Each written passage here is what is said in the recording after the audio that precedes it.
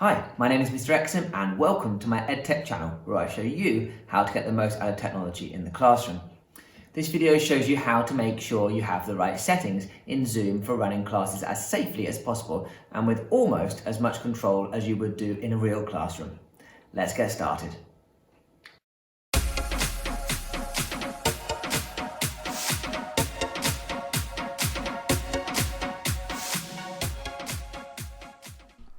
Okay, so in order to get to the settings on Zoom, you need to go to the browser and log in there. So go to zoom.us and go to My Account and log in.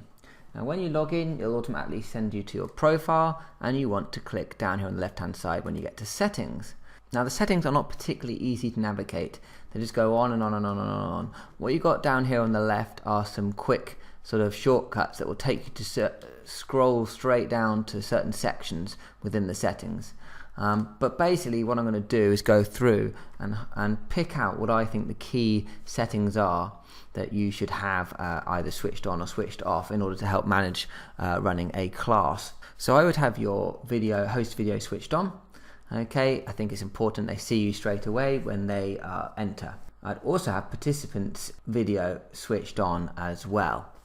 Okay, it's important I think that that's part of being in the Zoom call, just like being in a lesson. They should be there and presenting themselves in that way. Join before host you want switched off. You do not want them coming and trying to join the meeting before you have set up and initiated the meeting, so make sure that is switched off. The next one to come down to is mute participants upon entry. You want that probably switched on. Again, if you're doing this with a class and you've got 20 students joining, it allows you to set the tone of the lesson yourself first, and then obviously you can allow them to speak when you want. Now the chat option. Now if you switch it off here in the settings, then you won't have the option of using that, and it can be useful in some situations. So I wouldn't switch it off here, but I will show you how you can switch it off in the actual Zoom call itself later on. I would switch off the private chat though. There's no need for them to be sending individual messages to each other. That's exactly what you don't want to happen, because you can't see that going on and they could be sitting there just having this individual chat on the Zoom at the same time. Play sound when participants join or leave is very useful, but you just want heard by host only, and that just allows you to hear when somebody comes in or out, which can be important when you've got so many pupils joining a lesson.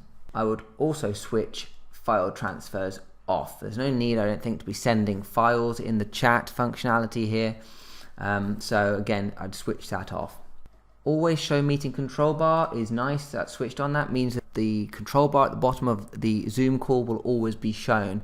In a class where you might be needing to manage participants quickly and check who's there and check the chat and that kind of thing, you really want all those options accessible all the time. Screen sharing, again, if you switch it off here, then you don't have the option of using it. It's very useful if you want students to do a presentation, for example, for them to be able to share their screen. So what I advise is that it's switched on, but the default is host only, okay? And that therefore you'll see later on when you're in a Zoom call, if you want participants to be able to share their screens, that they can. I would make sure that non-verbal feedback is switched off, so that they cannot use sort of icons and things like that. And I would make sure that this one here, allow participants to rename themselves, is also switched off, so that they can't change their names to silly names. And what about virtual backgrounds? Allow users to replace their background with any selected image is actually switched off in terms of a class. I'm having a lot of students who are putting up silly backgrounds, memes behind them, and things like that, which is just not necessarily appropriate. They should be in an appropriate space for their Zoom call anyway. There's no need for them to have this extra option of putting up images behind them. Make sure your waiting room always switched on. This allows you to check who is waiting to join before you allow them in.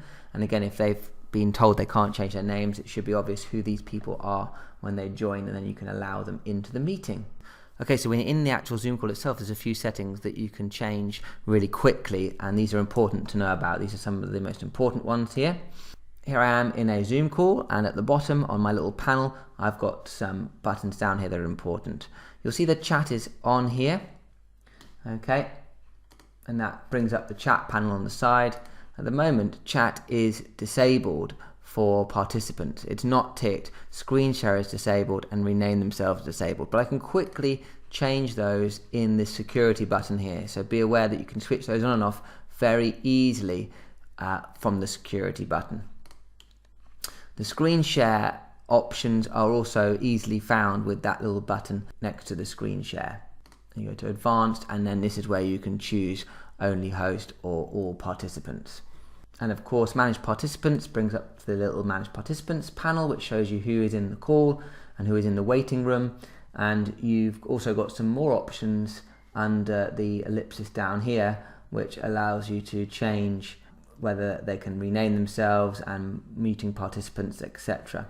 So even though you've set up your default settings, there are settings that you can override within each Zoom call. Last thing I'm going to mention is the schedule a meeting settings to check. So when you're scheduling a new meeting, under the button up there, there's some important things here to check that they're all fine.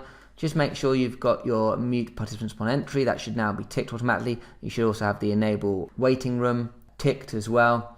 And you want the record the meeting automatically on the local computer ticked as well if it's a lesson or tutorial, so that it is all stored there. There you go. Hopefully that's got your Zoom classes where you want them.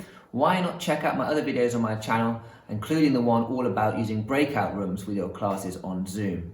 For now though, I hope that was useful, and thanks for watching. Don't forget to subscribe and click the bell icon. See you next time.